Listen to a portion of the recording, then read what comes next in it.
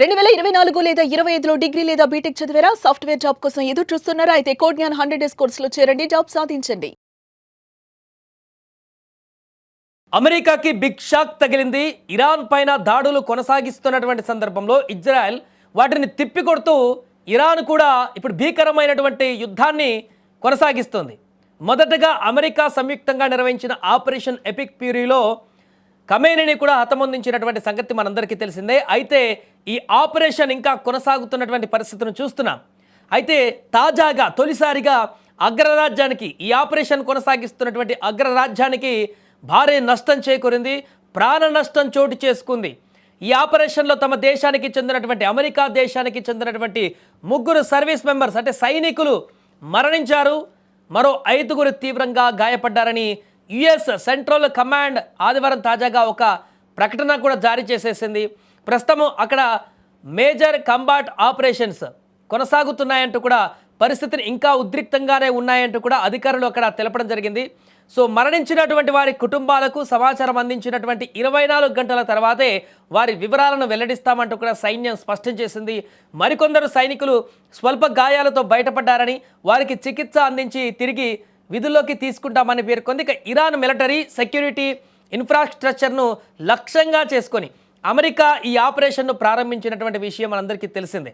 ఈ ఆపరేషన్లోనే Iran supreme ఖమేనీని కూడా హతమొందించినటువంటి పరిస్థితిని చూసాం. ఆ తర్వాత ఇరాన్ కూడా ఈ యొక్క దాడులను అడ్డుకుంటూ మరి భీకరమైనటువంటి దాడులను ఇప్పుడు కొనసాగిస్తుంది. మరొక వైపు అమెరికా యుద్ధనౌక యుఎస్ఎస్ అబ్రహం లింకన్ పైన ఇరాన్ రెవల్యూషనరీ గార్డ్స్ బాలిస్టిక్ క్షిపణులతో దాడి చేశారన్నటువంటి వార్తలు ఇప్పుడు ప్రపంచవ్యాప్తంగా సంచలనంగా మారాయి. అమెరికాకు చెందినటువంటి నౌక పైన క్షిపణులతో దాడి చేసింది ఇరాన్ అనేటువంటి వార్త.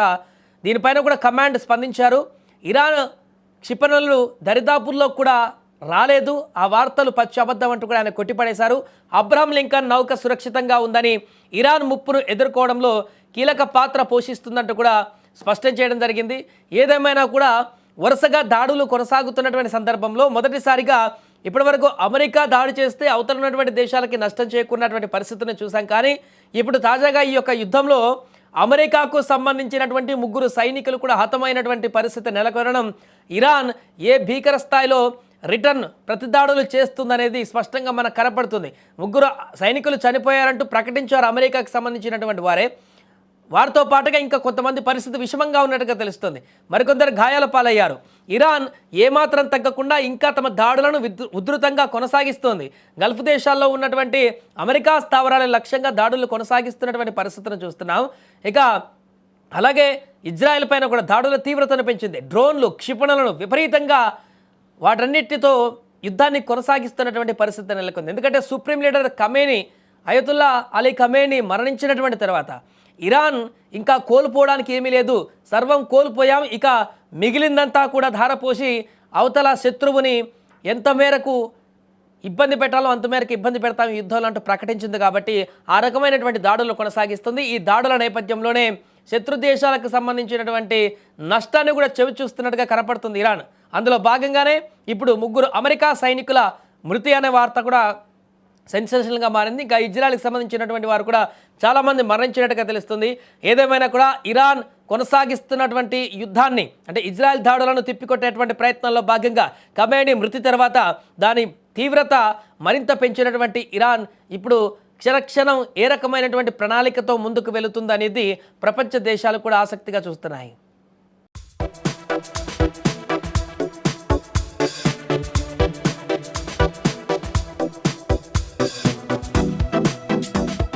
అమెరికాకి బిగ్ షాక్ తగిలింది. ఇరాన్ పైన దాడులు కొనసాగిస్తున్నటువంటి సందర్భంలో ఇజ్రాయెల్ వాటిని తిప్పికొడుతూ ఇరాన్ కూడా ఇప్పుడు భీకరమైనటువంటి యుద్ధాన్ని కొనసాగిస్తుంది. మొదటగా అమెరికా సంయుక్తంగా నిర్వహించిన ఆపరేషన్ ఎపిక్ ఫ్యూరీలో ఖమేనీని కూడా హతమొందించినటువంటి సంగతి మనందరికీ తెలిసిందే. అయితే ఈ ఆపరేషన్ ఇంకా కొనసాగుతున్నటువంటి పరిస్థితిని చూస్తున్నాం.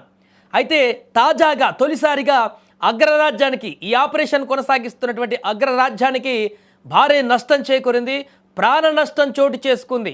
ఈ ఆపరేషన్లో తమ దేశానికి చెందినటువంటి అమెరికా దేశానికి చెందినటువంటి 3 సర్వీస్ మెంబర్స్ అంటే సైనికులు మరణించారు, మరో 5 తీవ్రంగా గాయపడ్డారని యుఎస్ సెంట్రల్ కమాండ్ ఆదివారం తాజాగా ఒక ప్రకటన కూడా జారీ చేసేసింది. ప్రస్తుతం అక్కడ మేజర్ కంబాట్ ఆపరేషన్స్ కొనసాగుతున్నాయంటూ కూడా, పరిస్థితిని ఇంకా ఉద్రిక్తంగానే ఉన్నాయంటూ కూడా అధికారులు అక్కడ తెలపడం జరిగింది. సో మరణించినటువంటి వారి కుటుంబాలకు సమాచారం అందించినటువంటి 24 గంటల తర్వాతే వారి వివరాలను వెల్లడిస్తామంటూ కూడా సైన్యం స్పష్టం చేసింది. మరికొందరు సైనికులు స్వల్ప గాయాలతో బయటపడ్డారని, వారికి చికిత్స అందించి తిరిగి విధుల్లోకి తీసుకుంటామని పేర్కొంది. ఇక ఇరాన్ మిలిటరీ సెక్యూరిటీ ఇన్ఫ్రాస్ట్రక్చర్ను లక్ష్యంగా చేసుకొని అమెరికా ఈ ఆపరేషన్ను ప్రారంభించినటువంటి విషయం మనందరికీ తెలిసిందే.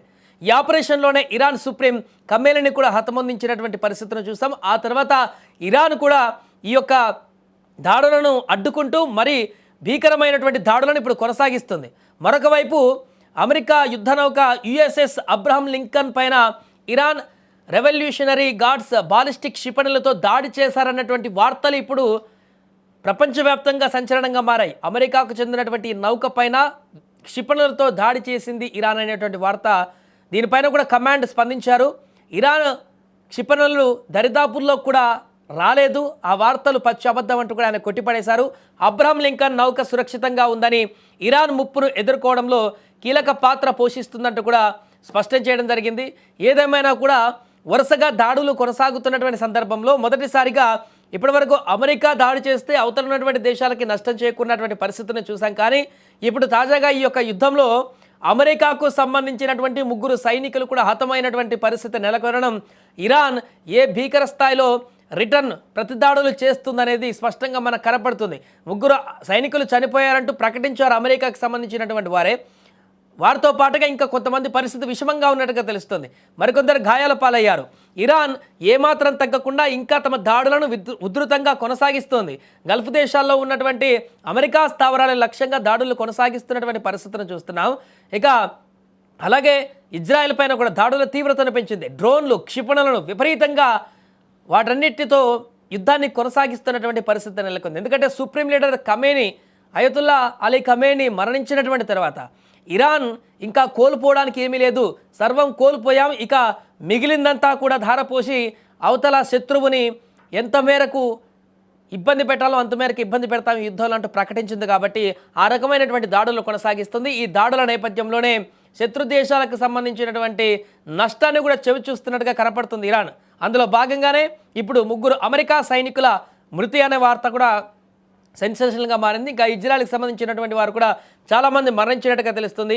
ఏదేమైనా కూడా ఇరాన్ కొనసాగిస్తున్నటువంటి యుద్ధాన్ని, అంటే ఇజ్రాయెల్ దాడులను తిప్పికొట్టేటువంటి ప్రయత్నంలో భాగంగా ఖమేనీ మృతి తర్వాత దాని తీవ్రత మరింత పెంచినటువంటి ఇరాన్ ఇప్పుడు క్షణక్షణం ఏ రకమైనటువంటి ప్రణాళికతో ముందుకు వెళుతుందనేది ప్రపంచ దేశాలు కూడా ఆసక్తిగా చూస్తున్నాయి.